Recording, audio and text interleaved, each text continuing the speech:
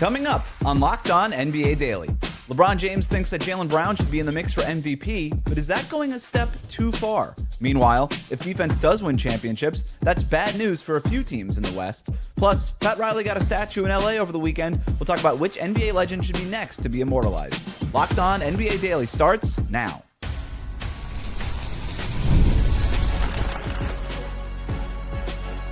You are Locked On NBA, your daily NBA podcast. Part of the Locked On Podcast Network, your team every day. Hello and welcome back to Locked On NBA Daily, part of the Locked On Podcast Network, now the #1 sports podcast network. However, you're tuning in on YouTube or on your podcast app, thanks for making us your first listen every day. Today's episode is brought to you by FanDuel. Use your profit boost on any NBA future and get entered for your chance to win a trip to the NBA Finals. Play your game with FanDuel, the official sports betting partner of the NBA. I'm Wes Goldberg, and today we're talking about the MVP race, fatal flaws for Western Conference contenders, and winners and losers from the weekend. And we are doing it with the help of Locked On's local experts. I have two of the best with me, as always, from the Locked On Nuggets podcast. He's a senior NBA writer for the Action Network. It's Matt Moore. Matt? Good weekend of hoops, except for the fact that the NBA completely boned the schedule on Sunday. Other than that, though, I enjoyed all the games quite a bit. From the Locked On Bulls podcast, he's a Bears and Bulls creator for Bleach Report. It's Haize. Soon to be, my football team's about to be homeless. Indiana's being the same thing as homeless. I'm just dealing with it. Sometimes it's better, Haize. Sometimes it is. We'll see. It's just better. It is Monday afternoon after, as Matt said, a fun weekend of hoops. We did get a dominant Celtics win over the Lakers last night, and I want to start there because after that game, guys, LeBron James went out of his way to stump for Jaylen Brown in the MVP race, saying, quote, "This whole MVP thing, I don't understand why his name is not getting talked about some as well. They're playing great basketball, and it's because of him and the rest of those guys. He's taken that next step," end quote. Before I get your guys' response, here's more on Jaylen Brown from Locked On Celtics, where John Corrales said after the game that Jaylen Brown didn't even play his best game on Sunday. It's kind of nuts. I've said this before, but, Jaylen Brown puts up a 32.8 rebounds, 7 assists, 3 steal night. And you're like, he was good. He was good. A- game. A- because he shot 10 of 28 and he had 5 turnovers. But he was a plus 18 and 32, 8, and 7. You got to get an A something. So A- for him in this game. So back to the MVP part of this conversation. To that point, Matt, would you have Jaylen Brown on your 5-person ballot? Should he be more in the mix like LeBron is saying here? No, I can't get there. So right now, Luke, right now Shai is eligible and Jokic is eligible. It's going to be close for both of those guys, but let's assume that they both finish 1-2. You got 3 spots left. I think the problem here kind of becomes, I always ask this question: what is the biggest driver of your success? Like, why do you win? Why does your team win? Right? This is one of the problems I actually think kind of makes Shai's case a little wonky, because if you're like, why did the Thunder win? Their defense. That's it. Oh, is Shai their best defender? No. Is he their second best defender? Not at all. Is he the third best defender? Nope. Fourth? Nope. Fifth? Nope. Sixth? Nope. Seventh? Maybe. Cade, I think you can kind of be like, all right, it's probably Asar and Duran. And then, it might be Cade. That's how good Cade is defensively, on top of being the engine. I would legitimately have Tyrese Maxey in this conversation above Jaylen Brown. Now, I get, numbers aren't everything. I get that. I believe that. I think it matters. And the winning does matter for me. But when I look at Boston, the reason they win is Joe Mazzulla's coaching. Their entire roster wins their minutes. Every guy is, winning their minutes. They have no drop-off. And it's not that they're better without Jaylen Brown, because I personally don't believe that what happens when you're off the court matters. I don't care. That you don't have any control over that. You can't control if they're good or bad or whatever. But I do think that Donovan Mitchell, Tyrese Maxey, Cade Cunningham, those 3 guys, I think, have been definitively better in impacting winning this season for their teams. I get the angle Matt's coming at it with, but I think if you're talking about he should be in the end of the ballot, yeah, he should be. I mean, yes, Shai, Jokic, Cade makes a great case. Tyrese Maxey makes a great case, but outside of those guys, yeah, I can see a case for Jaylen Brown's in there because he is on one of the best teams in the East. I do think narrative does matter as well. Now, a lot of people had the Boston Celtics still being this good at this point in the season.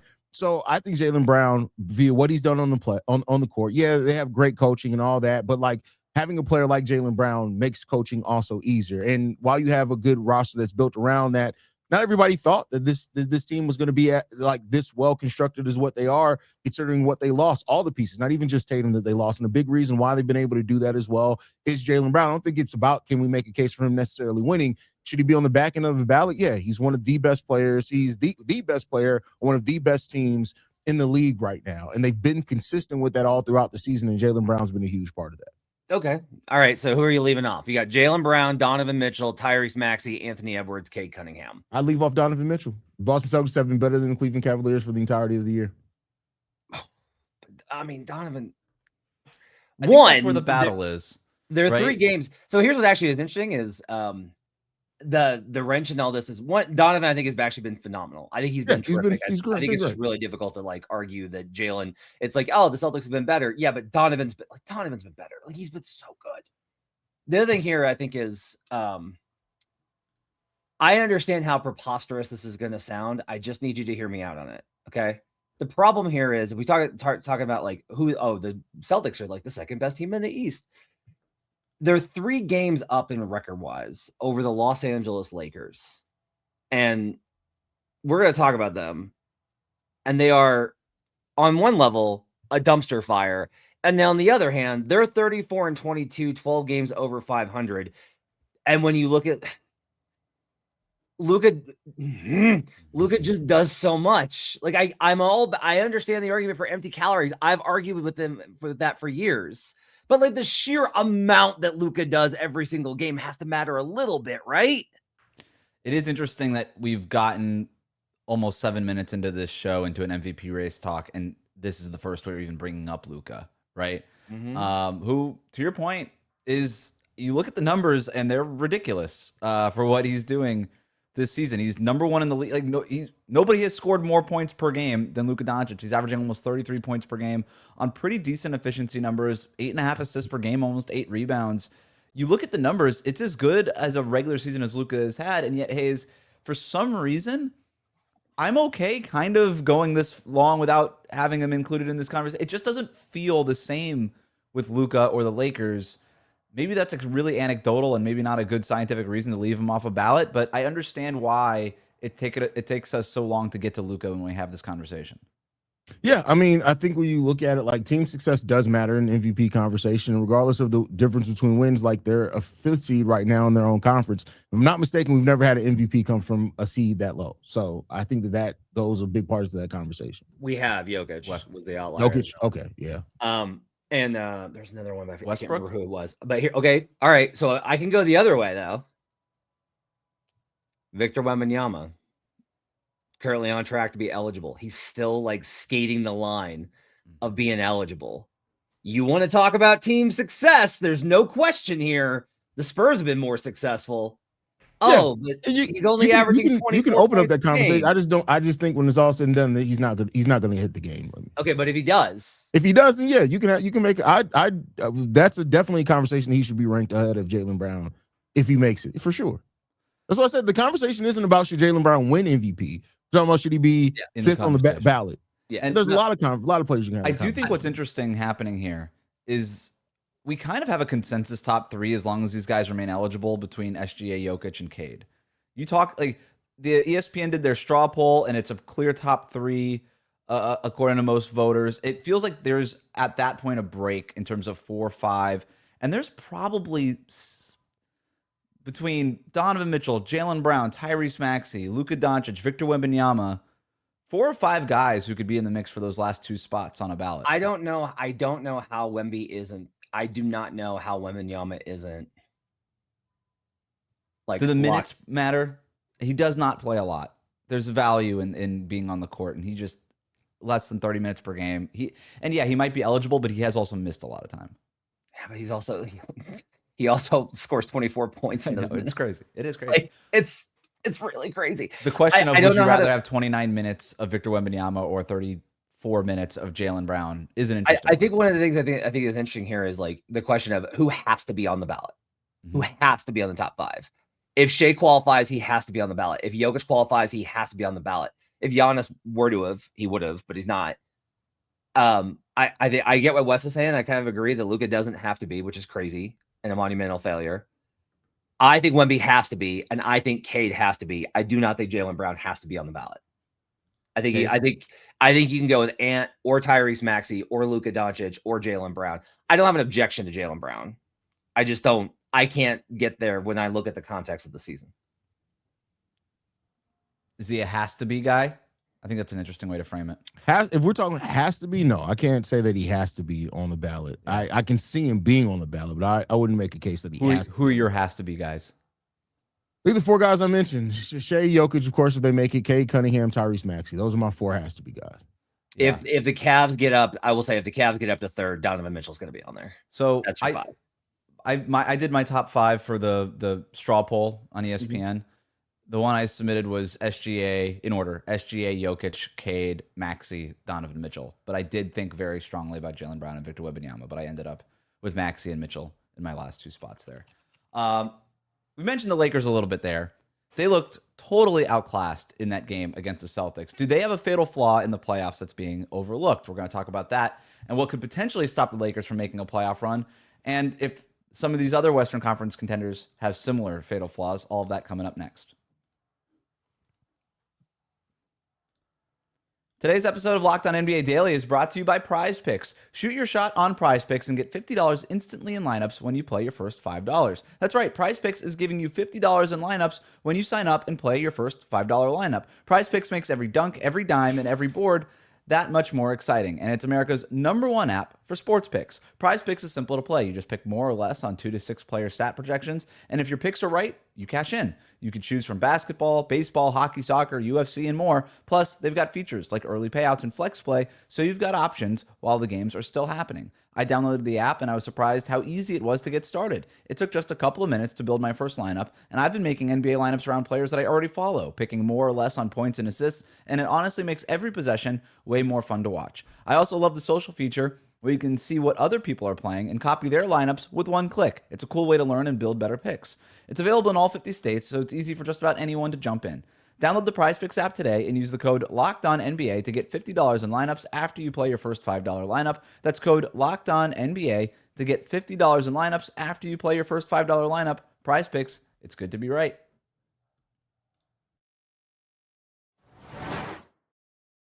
Thanks again for making Locked On NBA Daily your first listen. The best way to support the show is to subscribe on YouTube. We are Monday to Friday at 1 p.m. Eastern, wherever you get your podcasts. Let's talk about fatal flaws here. So fatal flaw or flesh wound is how we're going to kind of structure this segment. We're going to basically argue, we're going to look at the top 6 teams in the Western Conference, and we'll talk about what their fatal flaw is and argue, okay, is it actually a fatal flaw or is it simply not that bad and something that they could potentially get over? We'll start with the team that just lost to the Celtics. We'll talk about the Lakers here. Here's more on why they lost that game from Locked On Lakers. Mentally, you talked about hustle and toughness and physicality. The Lakers were just bullied in this game. And it wasn't like, I think people sometimes, Andy, associate like bullying, like you're being beat up defensively. They're knocking you around. They were bullied offensively. They were, the physicality of the Celtics defensively had the Lakers coming unglued. So, Haize, if there's a biggest flaw for the Lakers, I think I would agree with Locked On Lakers. It's physicality, lack of toughness. Is that a fatal flaw or a flesh wound for them come playoff time? I think that's a fatal flaw for them come playoff time. I think basketball gets more and progressively more physical as it goes on, especially as we saw how they officiated playoff basketball last year. I think it's a fatal flaw for that Lakers team. I think their fatal flaws, they can't beat anybody with a pulse. They can't beat anybody with a pulse, man. I think the physicality is a thing. I will say I'm always a little hesitant with this because I've seen teams not show physicality in the regular season and then look a lot tougher once playoff time comes. And I don't think you have to be like super... Like, you don't have to be one of those teams that's like a bully. You don't have to do that in the playoffs. You can win just by like holding your own. And I think it's about mental toughness as much as it is about physical toughness. And do I have a lot of confidence in the Lakers on that end? No. And that's a reflection of leadership. It just is. Like, I don't think that they're tough enough right now.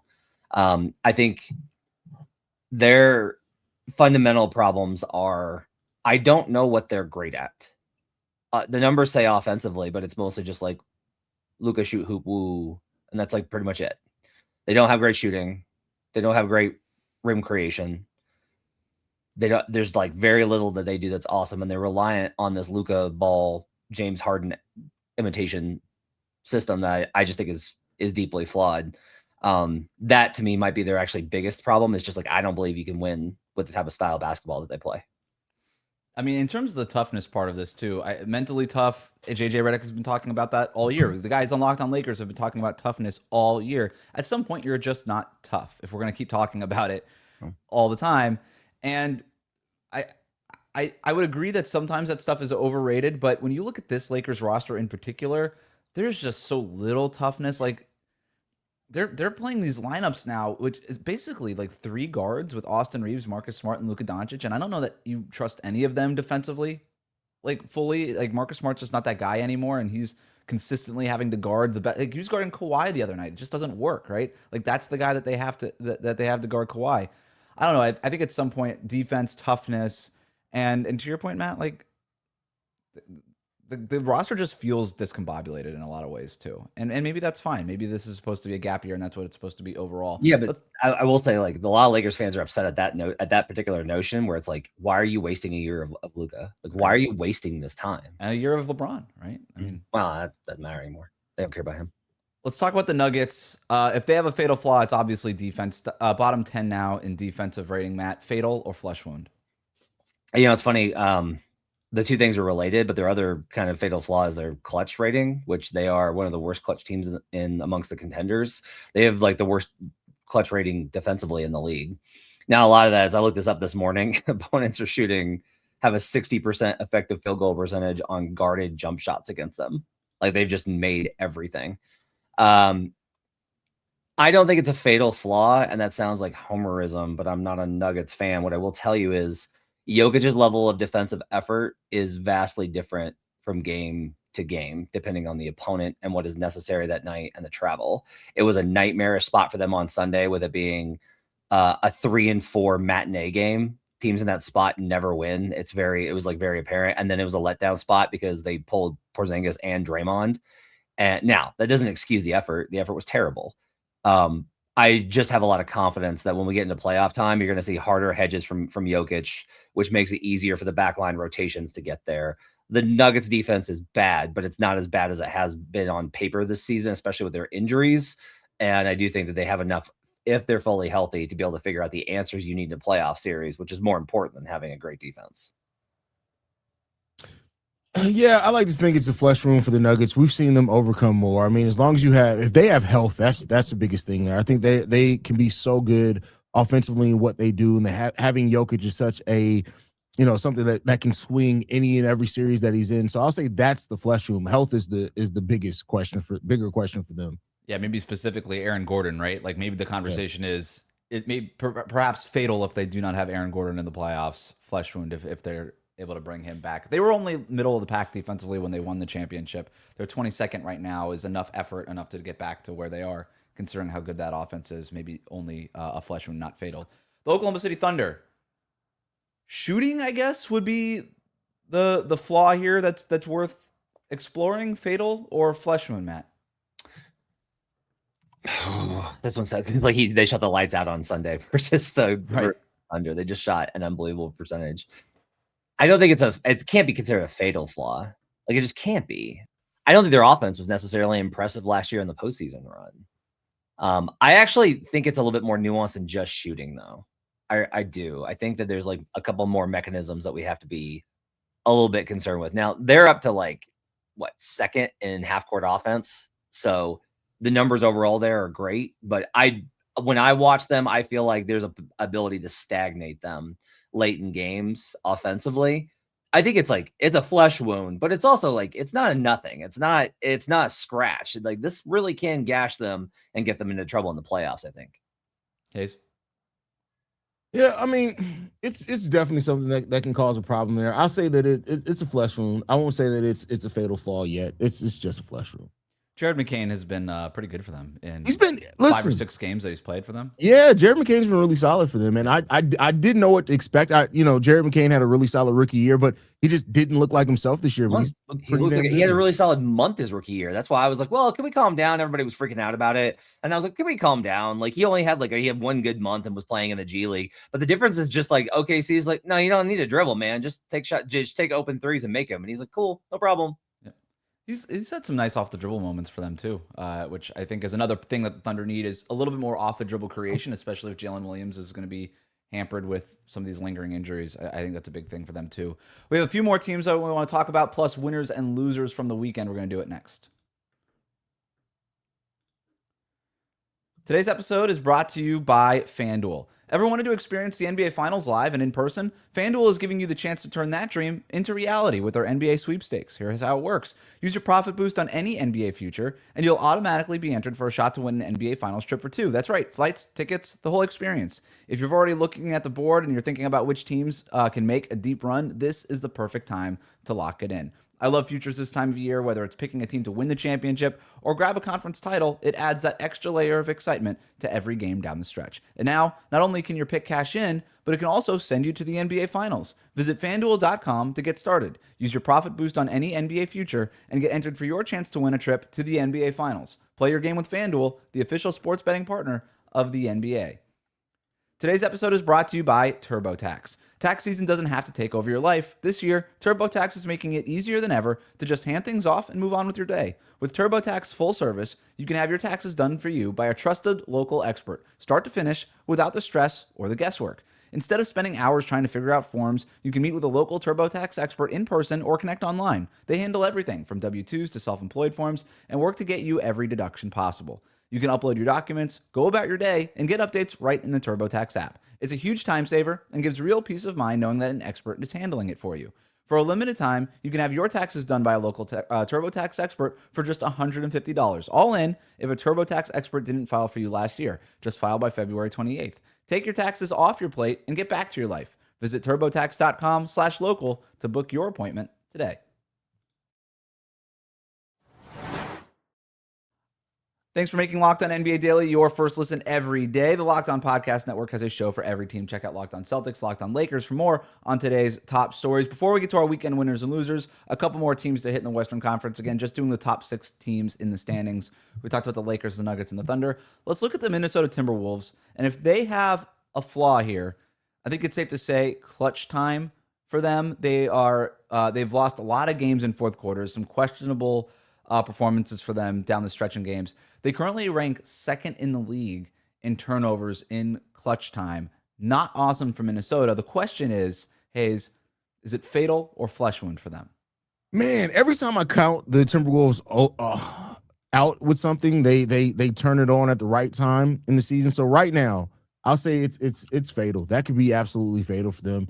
We saw the playoffs winning the Western Conference last year. If your clutch time performance is not going to be up to par, it could definitely completely derail your playoff hopes. So I'll say it's fatal if they don't get it fixed between now and the playoffs start. Thunder were the third best clutch team in the league last year. In 2024, the Boston Celtics were 4th. The Denver Nuggets were 5th in 2023. The Bucks were 6th in 2022. I'm sorry, the Bucks won in 21. Warriors were only 11th in 22. Let's see. Oh, here's your outlier. Bucks in 21 were 20th. Okay, so you have this differential. I'm going to do some research actually on this over the last 20 years or 10 years. I think we've got clutch data going back. So I have a hard time with the clutch stuff because you can kind of do this and be like, oh, but all these teams that won the title were good in the clutch, or all these teams that made playoff runs. Yeah, you know why? Because they were some of the best teams in the league, and they were good the rest of the game too.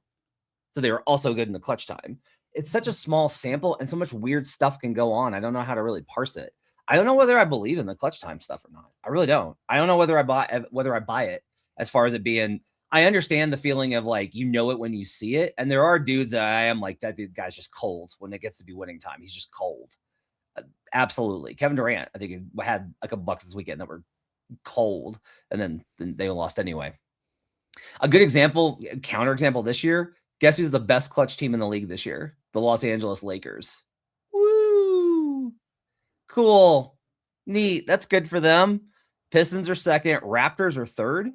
Do we like the Raptors more in a playoff series? So if you don't like the best teams in the clutch, I don't know how you can really think that the Wolves, it's a fatal one when they're bad in the clutch. Yeah. Do you trust their decision making maybe down the stretch? I think their shot making is like Anthony Edwards is a shot maker, I think is proven, but overall that team is a decision making team. I don't know, right? Like I think that's fair. I think that's a question that we've had about this team.